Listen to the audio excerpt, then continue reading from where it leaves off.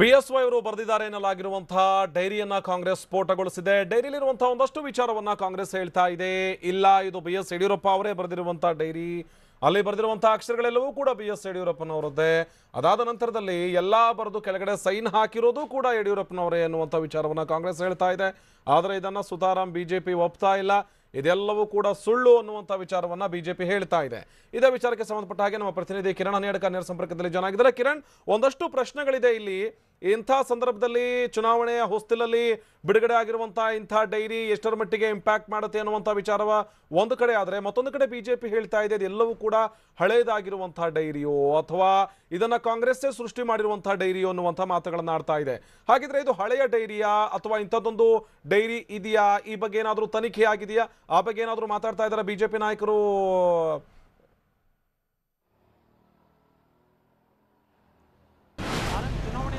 ರಾಜಕೀಯ ನಾಯಕರಿಗೆ ಸಂಬಂಧಪಟ್ಟಂತಹ ಡೈರಿಗಳು ಬಿಡುಗಡೆ ಆಗುವಂತದ್ದು ಇದು ಮೊದಲ ಬಾರಿ ಏನಲ್ಲ. ಈ ಹಿಂದೆ ಕೂಡ ಸಾಕಷ್ಟು ಡೈರಿಗಳು ಬಿಡುಗಡೆ ಆಗಿತ್ತು, ಕೆಲವೊಂದಷ್ಟು ಫೇಕ್ ಅನ್ನುವಂಥದ್ದು ಕೂಡ ಸಾಬೀತಾಗಿತ್ತು.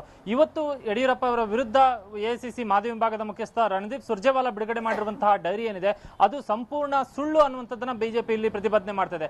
ಯಾವುದೇ ಕಾರಣಕ್ಕೂ ಇದು ಒರಿಜಿನಲ್ ಅಲ್ಲ ಅನ್ನುವಂಥದ್ದನ್ನ ಹೇಳ್ತಾ ಇರುವಂತಹ ಬಿಜೆಪಿ ಇದು ಹಳೆಯ ವಿಚಾರ ಅನ್ನುವಂಥದ್ದನ್ನು ಕೂಡ ಇಲ್ಲಿ ಒಪ್ಪಿಕೊಳ್ಳೋದಕ್ಕೆ ರೆಡಿ ಇಲ್ಲ. ಸಂಪೂರ್ಣವಾಗಿ ಸುಳ್ಳು, ಕೇವಲ ಒಂದು ಸುಳ್ಳಿನ ಕಂತೆಯನ್ನು ಇಲ್ಲಿ ಸಿದ್ಧಪಡಿಸಲಾಗಿದೆ ಅನ್ನುವಂತಹ ಒಂದು ಆರೋಪವನ್ನ ಬಿಜೆಪಿ ಮಾಡ್ತಾ ಇದೆ. ಸ್ವತಃ ರಾಜ್ಯಾಧ್ಯಕ್ಷ ಯಡಿಯೂರಪ್ಪ ಈ ಒಂದು ವಿಚಾರಕ್ಕೆ ಪ್ರತಿಕ್ರಿಯೆಯನ್ನು ಕೊಟ್ಟಿದ್ದಾರೆ. ಅವರು ಹೇಳಿರುವಂತದ್ದು ಎಲ್ಲವೂ ಕೂಡ ಕಾಂಗ್ರೆಸ್ನವರು ಸಿದ್ಧಪಡಿಸಿರುವಂತಹ ಒಂದು ಡೈರಿ ಅನ್ನುವಂತಹ ವಿಚಾರವನ್ನ ಹೇಳಿದ್ದಾರೆ. ಜೊತೆಗೆ ಆ ಕೈಬರಹ ಏನಿದೆ ಅದು ತನ್ನದಲ್ಲ ಅನ್ನುವಂಥದ್ದನ್ನ ಯಡಿಯೂರಪ್ಪ ಇವತ್ತು ಕೂಡ ಮತ್ತೆ ಹೇಳಿದ್ದಾರೆ. ಇನ್ನೊಂದು ವಿಚಾರವನ್ನು ಅವರು ಹೇಳಿರುವಂತದ್ದು, ಈ ಹಿಂದೆ ತಮ್ಮ ಕೈಬರಹಕ್ಕೆ ಸಂಬಂಧಪಟ್ಟಂತ ವಿಚಾರದಲ್ಲಿ ಐಟಿ ಅವರು ವಿಚಾರಣೆ ನಡೆಸಿದ್ರು, ನಂತರ ತಮ್ಮ ಕೈಬರಹ ಸುಳ್ಳು ಅನ್ನುವಂಥದ್ದನ್ನ ಸಾಬೀತುಪಡಿಸಿದ್ರು ಅನ್ನುವಂತಹ ಮಾತನ್ನ ಇವತ್ತು ಹೇಳುವ ಮುಖಾಂತರ ಇವತ್ತು ಬಿಡುಗಡೆ ಆಗಿರುವಂತಹ ಡೈರಿಯಲ್ಲಿ ಮಾಡಿರುವಂತಹ ಆರೋಪಗಳೇನಿದೆ ಅದೆಲ್ಲವೂ ಕೂಡ ಸುಳ್ಳು ಅನ್ನುವಂಥದ್ದನ್ನ ಯಡಿಯೂರಪ್ಪ ಹೇಳಿದ್ದಾರೆ. ಜೊತೆಗೆ ಇದು ಮುಗಿದ ಅಧ್ಯಾಯ ಅನ್ನುವಂಥದ್ರ ಮುಖಾಂತರ ಈ ವಿಚಾರವನ್ನ ಇಲ್ಲಿಗೆ ಅಂತ್ಯಗೊಳಿಸುವಂತಹ ಒಂದು ಪ್ರಯತ್ನವನ್ನು ಕೂಡ ಯಡಿಯೂರಪ್ಪ ಮಾಡಿದ್ದಾರೆ. ಕೇವಲ ಯಡಿಯೂರಪ್ಪ ಮಾತ್ರ ಈ ಒಂದು ವಿಚಾರವನ್ನು ತಳ್ಳಿ ಹಾಕಿರೋದಲ್ಲ, ಬಿಜೆಪಿ ಕೂಡ ಅದೇ ಕೆಲಸವನ್ನ ಮಾಡಿದೆ. ಇವತ್ತು ಬಿಜೆಪಿ ರಾಜ್ಯ ವಕ್ತಾರ ಗೋ ಮಧುಸೂದನ್ ಕೂಡ ಸುದ್ದಿಗೋಷ್ಠಿಯಲ್ಲಿ ಹೇಳಿದಂತಹ ವಿಚಾರಗಳು ಕೂಡ ಅದೇ. ಕೇವಲ ಯಡಿಯೂರಪ್ಪನವರ ವಿರುದ್ಧ ಆರೋಪವನ್ನ ಮಾಡುವುದಕ್ಕೋಸ್ಕರ ಮಾತ್ರ ಕಾಂಗ್ರೆಸ್ ನಾಯಕರು ಇಂತಹ ಒಂದು ಡೈರಿಯನ್ನ ಸೃಷ್ಟಿ ಮಾಡಿದ್ದಾರೆ ಅನ್ನುವಂತಹ ಒಂದು ವಿಚಾರವನ್ನ ಇಲ್ಲಿ ಬಿಜೆಪಿ ಹೇಳ್ತಾ ಇದೆ. ಮತ್ತು ಚುನಾವಣೆಯ ಸಂದರ್ಭದಲ್ಲಿ ಈ ಒಂದು ಡೈರಿಯನ್ನ ಈ ರೀತಿಯಾಗಿ ಬಿಡುಗಡೆ ಮಾಡುವ ಮೂಲಕ ಕಾಂಗ್ರೆಸ್ ಚುನಾವಣಾ ಅಕ್ರಮವನ್ನು ಎಸಗಿದೆ ಅನ್ನುವಂತಹ ಒಂದು ಮತ್ತೊಂದು ಆರೋಪಕ್ಕೂ ಕೂಡ ಈಗ ಬಿಜೆಪಿ ಮುಂದಾಗ್ತಿದೆ. ಜೊತೆಗೆ ಈ ಒಂದು ವಿಚಾರವನ್ನ ಮುಂದಿಟ್ಟುಕೊಂಡು ಚುನಾವಣಾ ಆಯೋಗದ ಮೆಟ್ಟಿಲನ್ನು ಹತ್ತೋದಕ್ಕೆ ಕೂಡ ಈಗ ಬಿಜೆಪಿ ಸಿದ್ಧತೆಯನ್ನು ಮಾಡ್ತಾ ಇದೆ. ಹೀಗಾಗಿ ಡೈರಿಯಲ್ಲಿ ಹಳೆಯ ವಿಚಾರ ಅನ್ನುವಂಥದ್ದನ್ನು ಬಿಜೆಪಿ ಒಪ್ತಾ ಇಲ್ಲ ಮತ್ತು ಸಂಪೂರ್ಣವಾಗಿ ಯಾವುದು ಕೂಡ ಸತ್ಯವಾದ ವಿಚಾರ ಅಲ್ಲವಂತದನ್ನು ಹೇಳೋದಕ್ಕೆ ಹೊರಟಿರುವಂತಹ ಬಿಜೆಪಿ ಸಂಪೂರ್ಣವಾಗಿ ಕಾಂಗ್ರೆಸ್ನಿಂದ ಫ್ಯಾಬ್ರಿಕೇಟ್ ಮಾಡಲಾಗಿರುವಂತಹ ಒಂದು ಡೈರಿ ಅನ್ನುವಂಥದ್ದನ್ನ ಮತ್ತೆ ಬಿಜೆಪಿ ನಾಯಕರು ಸ್ವತಃ ಯಡಿಯೂರಪ್ಪ ಎಲ್ಲರೂ ಕೂಡ ಪ್ರತಿಪಾದನೆ ಮಾಡ್ತಿದ್ದಾರೆ. ಆನಂದ್, ಇನ್ನೊಂದು ವಿಚಾರ ಕಿರಣ್, ಇದನ್ನೆಲ್ಲ ನೋಡ್ತಾ ಹೋದ್ರೆ ಬಿಜೆಪಿ ಹೇಳ್ತಾ ಇದೆ ಇದು ಹಳೆ ಡೈರಿಯಾ ಅಥವಾ ಇಂಥದ್ದೊಂದು ಡೈರಿ ಯಡಿಯೂರಪ್ಪನವರು ಬರ್ದಿದ್ರಾ ಅನ್ನುವಂಥ ವಿಚಾರವನ್ನ ಬಿಜೆಪಿ ಒಪ್ಕೊಳ್ಳೋದಕ್ಕೆ ತಯಾರಿಲ್ಲ. ಆದರೆ ಕಾಂಗ್ರೆಸ್ ಹೇಳ್ತಾ ಇದೆ, ಒಂದಷ್ಟು ಪ್ರಶ್ನೆಗಳನ್ನ ಕೇಳ್ತಾ ಇದೆ. 2017ರಿಂದಲೂ ಕೂಡ ಇದು ಐಟಿ ಇಲಾಖೆ ಮುಂದೆ ಇದೆ ಈ ಡೈರಿ, ಇದನ್ನ ಯಾಕೆ ಮೋದಿ ಅವರು ತನಿಖೆ ಮಾಡಿಸಲಿಲ್ಲ? ಇಂಥದ್ದೊಂದು ಡೈರಿ ಪ್ರಕರಣವನ್ನ ಐಟಿ ಇಲಾಖೆ ಮುಖಾಂತರ ಯಾಕೆ ಅವರು ತನಿಖೆ ಮಾಡಿಸಲಿಲ್ಲ ಅನ್ನುವಂಥ ಮಾತು. ಅದಕ್ಕೆ ಬಿಜೆಪಿ ಹೇಳ್ತಾ ಇದೆ ಎಸಿಬಿಗೆ ದೂರ ಯಾಕೆ ಕೊಟ್ಟಿಲ್ಲ ಅಂತ. ಹಾಗಾಗಿ ಈ ಡೈರಿ ವಿಚಾರ ಇದೆಯಲ್ಲ, ಇದರಲ್ಲಿ ಸ್ಪಷ್ಟತೆ ಸಿಗ್ತಾ ಇಲ್ಲ. ಕಾಂಗ್ರೆಸ್ ಹೇಳ್ತಾ ಇದೆ ಇಲ್ಲ ಇಂಥದ್ದೊಂದು ಡೈರಿ ಇದೆ ಅಂತ, ಬಿಜೆಪಿ ಹೇಳ್ತಾ ಇದೆ ಎಲ್ಲವೂ ಕೂಡ ಸುಳ್ಳು ಅನ್ನುವಂಥ ವಿಚಾರ.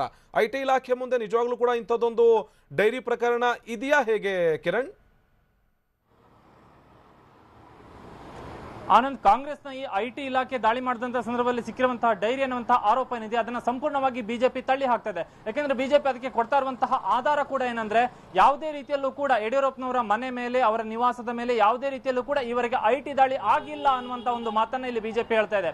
ಇಲ್ಲಿ ಈ ಒಂದು ದಾಳಿ ಮಾಡಿದ ಸಂದರ್ಭದಲ್ಲಿ ಡೈರಿಯನ್ನು ವಶಪಡಿಸಲಾಗಿದೆ ಅನ್ನುವಂತ ಒಂದು ಆರೋಪ ಏನಿದೆ ಅದನ್ನ ತಳ್ಳಿ ಹಾಕ್ತಾ ಇರುವಂತಹ ಬಿಜೆಪಿ ಯಾವುದೇ ಕಾರಣಕ್ಕೂ ಈವರೆಗೂ ಕೂಡ ಯಡಿಯೂರಪ್ಪನವರ ನಿವಾಸದ ಮೇಲೆ ಐಟಿ ದಾಳಿ ಆಗಿಲ್ಲ. ಹಾಗಾಗಿ ಯಡಿಯೂರಪ್ಪನವರ ನಿವಾಸದಲ್ಲಿ ವಶಪಡಿಸಿಕೊಳ್ಳುವಂತಹ ಒಂದು ಸಾಧ್ಯತೆಗಳು ಎಲ್ಲಿವೆ ಅನ್ನುವಂತ ಒಂದು ಪ್ರಶ್ನೆಯನ್ನು ಕೂಡ ಬಿಜೆಪಿ ಮಾಡ್ತಾ ಇದೆ. ಮತ್ತು ಈ ಐಟಿ ದಾಳಿ ವೇಳೆ ವಶಪಡಿಸಿಕೊಳ್ಳಲಾದಂತಹ ಡೈರಿ ಅನ್ನುವಂತ ಕಾಂಗ್ರೆಸ್ ಆರೋಪಕ್ಕೆ ಸ್ವತಃ ಯಡಿಯೂರಪ್ಪನವರೇ ಸ್ಪಷ್ಟನೆಯನ್ನು ಕೊಟ್ಟಿದ್ದಾರೆ. ಏನಂದ್ರೆ ನನ್ನ ನಿವಾಸದ ಮೇಲೆ ಐಟಿ ದಾಳಿ ಆಗಿಲ್ಲ, ನನ್ನ ಕೈಬರಹಕ್ಕೆ ಸಂಬಂಧಪಟ್ಟಂತ ಅನುಮಾನ ಇದ್ದಂತ ಸಂದರ್ಭದಲ್ಲಿ ಹಿಂದೊಮ್ಮೆ ಐಟಿ ಅಧಿಕಾರಿಗಳು ನನ್ನನ್ನು ವಿಚಾರಣೆಗೊಳಪಡಿಸಿದ್ದು ಹೊರತುಪಡಿಸಿದ್ರೆ ಯಾವುದೇ ರೀತಿಯಲ್ಲೂ ಕೂಡ ಐಟಿ ದಾಳಿ ಆಗಿಲ್ಲ ಅನ್ನುವಂತಹ ವಿಚಾರವನ್ನ ಸ್ವತಃ ಯಡಿಯೂರಪ್ಪನವರೇ ಹೇಳಿದ್ದಾರೆ. ಹೀಗಾಗಿ ಕಾಂಗ್ರೆಸ್ನ ಐಟಿ ದಾಳಿ ಸಂದರ್ಭದಲ್ಲಿ ವಶಪಡಿಸಿಕೊಳ್ಳಲಾದಂತಹ ಡೈರಿ ಅನ್ನುವಂತಹ ಆರೋಪ ಏನಿದೆ ಅದನ್ನ ಮತ್ತೊಮ್ಮೆ ಬಿಜೆಪಿ ತಳ್ಳಿ ಹಾಕ್ತಾ ಇದೆ.